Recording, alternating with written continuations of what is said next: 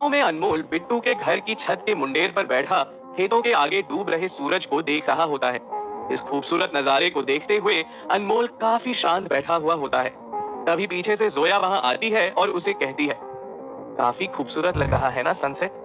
वैसे क्या सोच रहा है इस डूबते हुए सूरज को देखकर? उस डूबते हुए सूरज को देखते हुए अनमोल जोया से कहता है, ये डूबता हुआ सूरज हमें बताता है जोया कि वक्त कभी भी ठहरता नहीं है। गुजरे हुए कल को हम महसूस तो कर सकते हैं, उनकी यादों को बटोर सकते हैं, पर गुजरा हुआ कल हम फिर जी नहीं सकते। जो भी है इसी पल में है। अनमोल की बातें सुनकर जोया मुस्कुराकर उसे देखने लगती है और उसके पास बैठ जाती है। दोनों ही छत की मुंडेर पर बैठे कुछ पल डूबते हुए सूरज को निहार रहे होते हैं। कुछ पल बीत जाने के बाद जोया अनमोल को याद दिलाते हुए कहती है, तुझे विक्रम सिन्हा को कॉल नहीं करना? उसे ये नहीं बताना कि उसकी बची हुई 3 अंगूठियां हैदराबाद में मिल चुकी हैं। अपने टूटे हुए फोन को जेब से निकालते हुए अनमोल जोया से कहता है, कैसे करूं उन्हें कॉल? फोन जो टूट गया है मेरा, नंबर भी तो याद नहीं है विक्रम सिन्हा का मुझे। अपना फोन अनमोल को देते हुए जोया अनमोल से कहती है, मैं नहीं होती तो तेरा क्या होता अनमोल? ये ले मेरा फोन, इसमें विक्रम सिन्हा का नंबर फीड किया हुआ है। जो ड्राइवर हमें छोड़कर गया था ना, उसका नंबर था मेरे पास। उसी ड्राइवर से विक्रम सिन्हा का नंबर लिया है मैंने। कर ले अपने काम की बातें, और जब तक तेरा फोन बंद नहीं जाता या तू नया फोन नहीं ले लेता, ये फोन को अपने पास ही रखना, और बस मम्मी पापा जब मुझे कॉल करें तो मुझे फोन दे देना। जोया की बात सुनकर अनमोल उसे मुस्कुराकर देखता है। तभी जोया मुंडेर पर से उठकर जाते हुए अनमोल से कहती है, तू यहाँ बैठकर अपने काम की बातें कर, और मैं नीचे सुलेखा आंटी के पास जाती हूँ रसोई में मदद करने के लिए। इतना कहकर जोया वहां से चली जाती है। अनमोल भी मुंडेर से उठकर छत की ओर आता है। छत की ओर आकर अनमोल विक्रम सिन्हा को कॉल करता है और उसे फोन पर कहता है, हेलो विक्रम जी, मैं अनमोल बोल रहा हूँ। अनमोल की आवाज सुनकर विक्रम सिन्हा उसे पूछता है, अनमोल, मैं कब से तुम्हें कॉल्स किए जा रहा हूँ, पर तुम्हारा फोन है कि लग नहीं रहा। ड्राइवर को भी तुमने पटना के होटल में भेज दिया। तुम ठीक तो हो ना? और कहाँ हो तुम इस वक्त? विक्रम सिन्हा का जवाब देते हुए अनमोल उसे कहता है, मैं ठीक हूँ विक्रम जी, आप मेरी चिंता मत करिए। और मेरा फोन इसीलिए नहीं लग रहा था क्योंकि मेरा फोन गलती से गिरकर टूट गया है। आपको अगर मुझे कॉल करना है तो इसी नंबर पर करना। वैसे विक्रम जी, मुझे आपको एक खुशखबरी देनी थी। खुशखबरी की बात सुनकर विक्रम सिन्हा अनमोल से कहता है, खुशखबरी? कहीं तुम्हें वो 3 अंगूठियां मिल तो नहीं गई? विक्रम सिन्हा की बात सुनकर अनमोल उसे कहने लगता है, हाँ विक्रम जी, हाँ, वो अंगूठियां मुझे मिल गए हैं। मनोज उन्हें यहाँ से लेकर हैदराबाद चला गया था। मैंने हैदराबाद अपने दोस्त से कहकर वो अंगूठियां मनोज से निकलवा ली हैं। 5 लाख के बदले मनोज उन अंगूठियों को देने के लिए तैयार हो गया था। खुश होते हुए विक्रम सिन्हा अनमोल से कहता है, तुमने बहुत अच्छी खबर दी है अनमोल मुझे। मैं कल ही हैदराबाद के लिए निकल रहा हूँ अपने प्राइवेट प्लेन से। तुम मेरे साथ ही क्यों नहीं चलते? विक्रम सिन्हा की बात सुनकर अनमोल उसे कहता है, नहीं विक्रम जी, मुझे यहाँ गांव में अच्छा लग रहा है, तो इसीलिए मैंने यहीं पर रुकने का फैसला किया है। आप कल हैदराबाद के लिए निकल जाइए। वहां जाकर आप सलीम नाम के शख्स से मिल लेना। वो मेरे बड़े भाई की तरह है। वो आपको उन अंगूठियों को कल शाम तक ऑफिस में दे देगा। अनमोल की बात सुनकर विक्रम सिन्हा उसे कहता है, ठीक है अनमोल, जैसी तुम्हारी मर्जी। मैं तुम्हारे दोस्त से वो अंगूठियां कल ले लूंगा। विक्रम सिन्हा से बात कर अनमोल जोया का फोन अपने जेब में रख लेता है। रात के 10 बज चुके थे और नीलम अपने फ्लैट के कमरे में परेशान फिर रही होती है। वो अपना फोन निकालती है और अनमोल को फोन करने लगती है, पर अनमोल का फोन अब भी नहीं लगता। गुस्से में आते हुए नीलम अपना फोन बेड पर फेंकते हुए कहती है, दोपहर से रात होने आई है और ये अनमोल तो दुनिया से आउट ऑफ संपर्क ही हो गया है। पता नहीं उसका फोन क्यों नहीं लग रहा। मुझे समझ ही नहीं आ रहा है कि मैं आखिर करूं तो क्या करूं। काजल ने आज ही अनमोल की जानकारी अब्बू लुलू को दी है। इससे पहले कि अब्बू लुलू अनमोल को कोई नुकसान पहुंचाए, मुझे कैसे भी करके अनमोल से बात करनी ही होगी। पर उससे बात होगी कैसे? उसका तो फोन ही नहीं लग रहा। बिहार में भी वो कहाँ रह रहा है, किसके साथ गया है, उसके घर वालों को तक नहीं पता। एक काम करती हूँ, कल सुबह अनमोल के घर पर जाती हूँ। हो सकता है चंदा आंटी को वो कॉल करे, तब मैं अनमोल से बात कर लूंगी। अनमोल से बात करने की झटपटाहट लिए नीलम को एक आखिरी रास्ता अनमोल का परिवार दिखाई देता है, जिसके सहारे शायद वो उससे बात कर सके। नीलम अपने बेड पर लेट तो जाती है, पर उसे नींद बिल्कुल नहीं आती। वो तो बस जैसे सुबह होने का इंतजार कर रही होती है कि नई सुबह उसे कोई रास्ता दे दे अनमोल से बात करने का। रात की चांदनी में बिट्टू के छत पर टहलते हुए अनमोल अपने जेब से जोया का फोन निकालता है और अपने आप से कहता है, सलीम भाई का नंबर तो जोया के पास फीड ही होगा। सलीम भाई को कॉल करता हूँ। फोन से सलीम का नंबर निकालकर अनमोल उन्हें कॉल मिलाता है। जैसे ही सलीम फोन उठाता है, वो खुश होते हुए चिल्लाकर कहता है, अरे जोया, इतने दिनों बाद तूने मुझे कैसे कॉल किया? कब दुबई गई, कब हैदराबाद वापस आई, कुछ बताया ही नहीं तूने। बस उड़ती उड़ती खबरें आती हैं तेरी। कब मिलेंगे अपने सलीम भाई से? तेरा नंबर कितनी बार ट्राई किया मैंने, पर तेरा फोन तो लगता ही नहीं था। आज जाकर कॉल आया है तेरा। अच्छा वो सब छोड़, पहले मुझे ये बता कि मिल कब रही है मुझे? सलीम की बात खत्म होते ही अनमोल अपना सर हिलाते हुए कहता है, जोया नहीं सलीम भाई, मैं हूँ। जोया ने अपना पुराना नंबर अभी चालू किया है, इसीलिए उसका नंबर मिलता नहीं था। अनमोल की बात सुनकर सलीम उदास भरी आवाज में उसे कहता है, ओ तू है, मुझे लगा कि जोया है। पर एक मिनट, तू जोया के नंबर से कॉल कर रहा है, तो इसका मतलब जोया तेरे साथ ही है बिहार में? सलीम का जवाब देते हुए अनमोल उसे कहता है, जी हाँ सलीम भाई, मैं और जोया बिहार किसी जरूरी काम से आए हैं, पर ये बात आप किसी से मत कहना, ठीक है? अनमोल की बात सुनकर सलीम चौंक कर उसे कहता है, ठीक है, नहीं बताऊंगा किसी से भी, पर मुझे अभी ये बता कि जोया के साथ तू वहां गया क्यों है? गंभीर आवाज में अनमोल सलीम से कहता है, सलीम भाई, मैं यहाँ मौर्य काल के एंटीक्स ढूंढने आया था और मुझे उस काल का लिखा हुआ अर्थशास्त्र मिल चुका है। अनमोल की बात सुनकर सलीम बौखलाते हुए फोन पर कहता है, क्या कहा तुमने? मुझे अर्थशास्त्र मिल गया है? ये तूने बहुत बड़ी चीज ढूंढ निकाली अनमोल। अब तुम लोग बिना देरी किए यहाँ हैदराबाद जल्दी ही आ जाओ। एक धीमी आवाज में अनमोल सलीम से कहने लगता है, जल्दी आ जाऊंगा सलीम भाई, पर मुझे अभी अर्थशास्त्र का आधा हिस्सा मिलना बाकी है। वो आधा हिस्सा जैसे ही मुझे मिल जाएगा, मैं तुरंत हैदराबाद लौट आऊंगा। पर मैंने आपको अभी इस वजह से कॉल किया है कि उस विक्रम सिन्हा को क्या कल आप शाम तक उसके ऑफिस में वो 3 अंगूठियां दे आओगे प्लीज? अनमोल की बात सुनकर सलीम उसे कहता है, ठीक है, मैं दे दूंगा उसे वो अंगूठियां, और तुम लोग अपना ख्याल रखना और जल्द ही हैदराबाद लौट आना। वैसे तो तुझसे मिलने की मुझे पड़ी नहीं है, पर मुझे जोया से मिलना है। हंसते हुए अनमोल सलीम से कहता है, ठीक है सलीम भाई, जल्द ही लौट आएंगे हम, फिर मिल लेना जोया से आप। सलीम से बात कर अनमोल फोन रख देता है। तभी बिट्टू वहां आता है और उसे कहता है, चलिए अनमोल भैया, खाना लग चुका है, जोया दीदी भी आपको बुला रही है। जोया का फोन अपने जेब में रखते हुए अनमोल बिट्टू से कहता है, तू चल, मैं अभी आया। छत से उतरते हुए अनमोल खाना खाने नीचे कमरे की ओर चला जाता है। अगली सुबह अनमोल बिट्टू के घर के बाहर अपना मुंह लटकाए बैठा हुआ होता है। अनमोल की उदास शक्ल को वहां बैठे जोया, बिट्टू और किशन देख रहे होते हैं। तभी जोया अनमोल के कंधे पर मारते हुए उसे कहती है, मुंह लटकाए क्यों बैठा है देवदास? पहले ये सोच कि वो अर्थशास्त्र का हिस्सा हम ले कैसे पाएंगे उस ठाकुर से।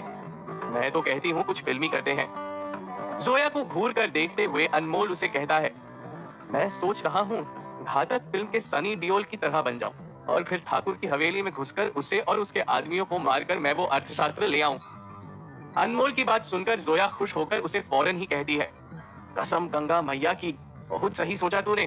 ठाकुर को उठा उठा कर पटकेंगे, उठा उठा के पटकेंगे। जोया की बात सुन अनमोल अपना सर पीटने लगता है।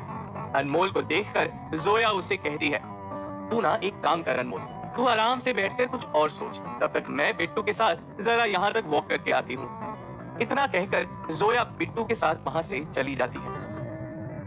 बिट्टू और जोया खेत के किनारे चल रहे होते हैं। तभी बिट्टू जोया से पूछता है, ठाकुर के पास से उस अर्थशास्त्र को हम कैसे लेंगे जोया दीदी?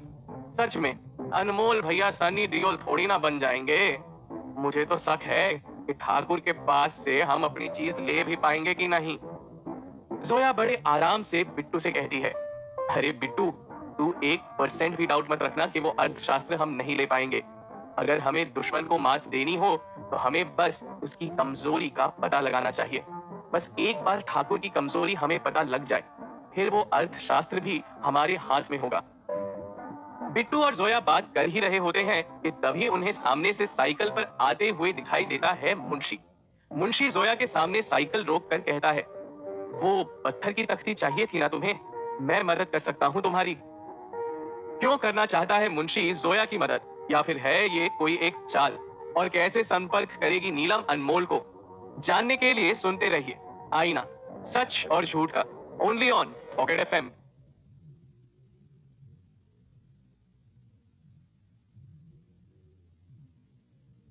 जोया को ठाकुर की एक कमजोरी की तलाश होती है।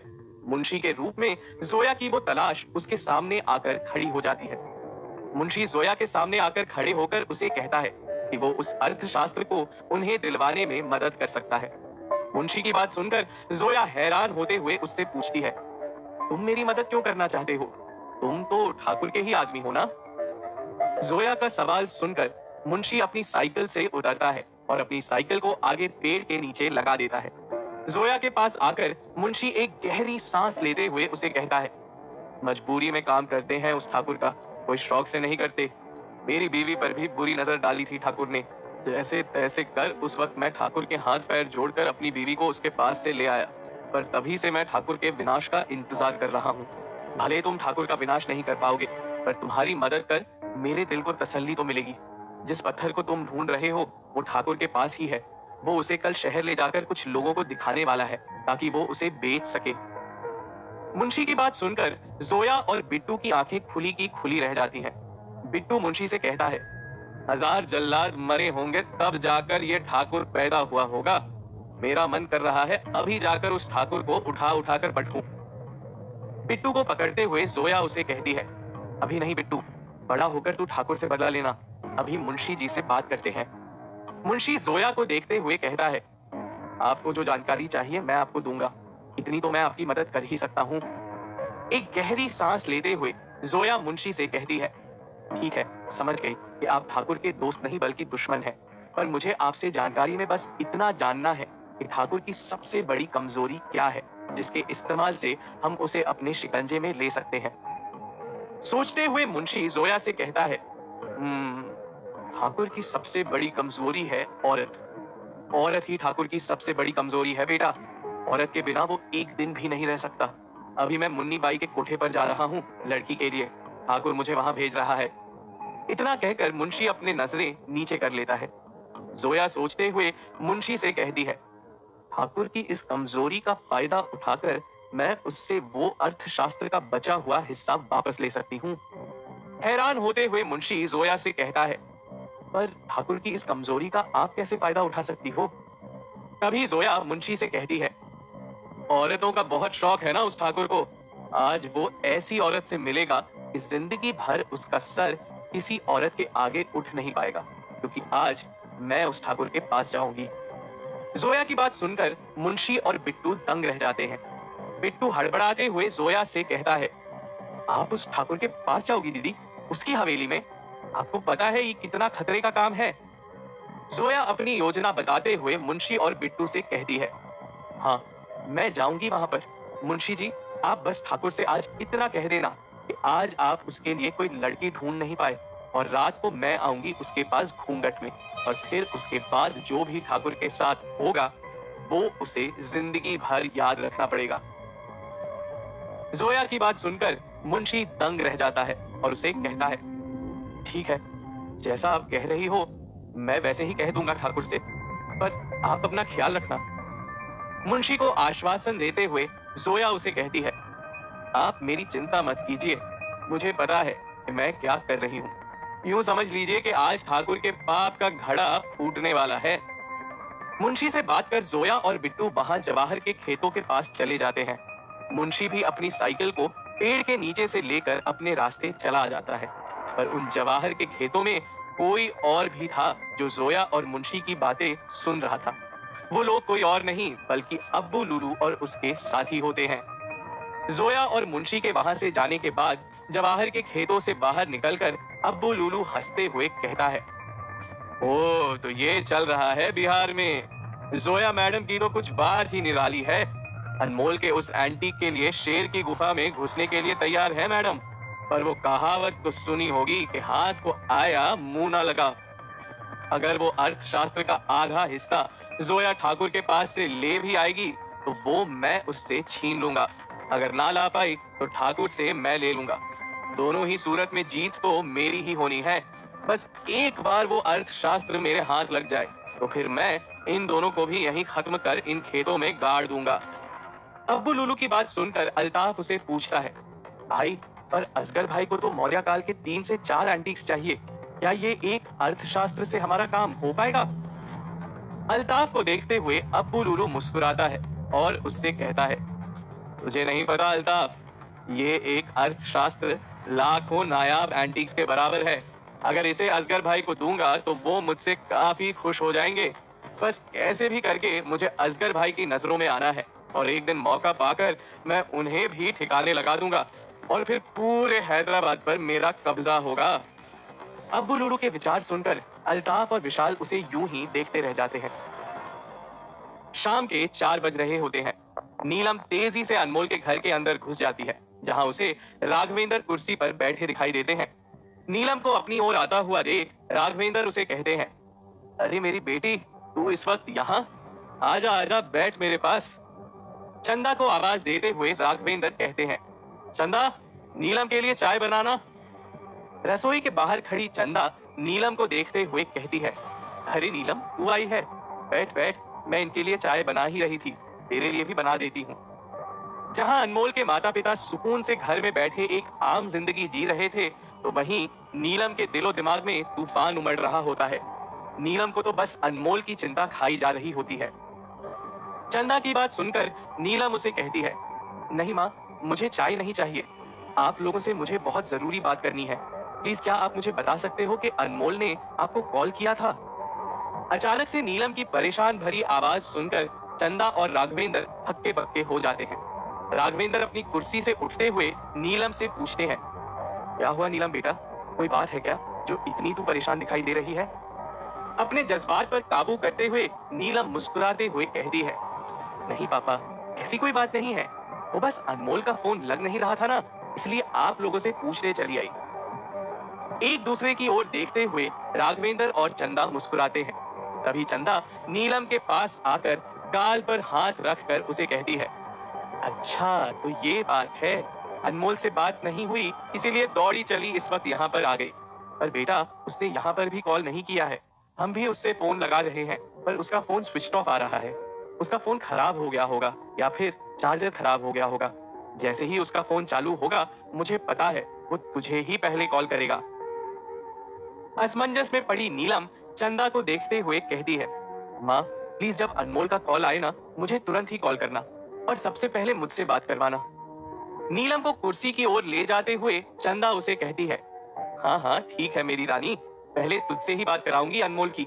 पर बैठ जा अभी यहाँ पर अपने पापा के पास आराम से, इनके साथ बैठकर इनसे भी 4 बातें कर लिया कर। राघवेंद्र नीलम को देखते हैं और उसे कहते हैं, क्या मुझसे बात करने में तुझे इंटरेस्ट नहीं है? चल बैठ मेरे साथ। चंदा, चाय लेकर आना हमारे लिए। चंदा रसोई की ओर चली जाती है और नीलम राघवेंद्र के साथ बैठी इंतजार कर रही होती है कि अनमोल का एक बार बस कॉल आ जाए। रात के 9 बज रहे होते हैं। किशन के घर पर बैठी जोया किसी का इंतजार कर रही होती है। उसी वक्त बिट्टू वहां अपने हाथ में एक थैली पकड़े हुए भागते हुए आता है। उस थैली से घाघरा चोली निकालकर बिट्टू जोया को दे देता है। जैसे ही जोया उन कपड़ों को अपने हाथ में लेती है, तभी सामने बैठा किशन जोया से पूछता है, आखिर तुम लोग कर क्या रहे हो? और जोया, तुम ये कपड़े इतनी रात गए क्यों पहनना चाहती हो? बिट्टू भी काफी परेशान दिखाई दे रहा होता है। वो बड़ी दुविधा में पड़ा किशन की ओर देखता है और जोया से धीमी आवाज में कहता है, जोया दीदी, अभी भी कह रहा हूँ, प्लीज उस ठाकुर के पास अकेली मत जाओ ना, वरना लेने के देने भी हो सकते हैं। बिट्टू की बात सुनकर वहां खड़ा किशन स्तब्ध रह जाता है। डरते हुए किशन चिल्लाकर कहता है, अरे क्या करने जा रही हो तुम ये जोया बेटी? तुम जो करने जा रही हो उसमें काफी खतरा है। किशन की आवाज को शांत करते हुए जोया उसे कहती है, खामोश हो जाओ किशन चाचा, किसी को कानों कान खबर नहीं होनी चाहिए जो मैं करने जा रही हूँ। और बिट्टू, तू भी चुप नहीं बैठ सकता। अगर अनमोल को इस बात की भनक भी लगी ना कि मैं उस ठाकुर के यहाँ गई हूँ, तो मुझसे बुरा कोई नहीं होगा। जोया की जिद के आगे किशन और बिट्टू एक दूसरे को हैरानी भरी नजरों से देख रहे होते हैं। जोया दोनों को समझाते हुए कहती है, यकीन मानो मेरा, कुछ नहीं होगा मुझे। चलो अब मुझे ये कपड़े पहनने दो, क्योंकि अब इस कपड़ों को पहनकर मुझे ठाकुर के यहाँ जाना है। जोया बिट्टू और किशन को कमरे से बाहर निकाल देती है और घाघरा चोली पहन लेती है। घाघरा चोली पहनने के बाद जोया कमरे से बाहर घूंघट पर निकलती है। घूंघट के अंदर से जोया बिट्टू से कहती है, चल बिट्टू, चलते हैं उस ठरकी ठाकुर के पास उससे सबक सिखाने। क्या जोया का हवेली में अकेले जाने का निर्णय सही है? क्या जोया ले पाएगी उस बचे हुए अर्थशास्त्र के हिस्से को? और कौन सी चाल चलने जा रहा है अब्बू लुलू अनमोल के खिलाफ। जानने के लिए सुनते रहिए आईना, सच और झूठ का, ओनली ऑन पॉकेट एफएम।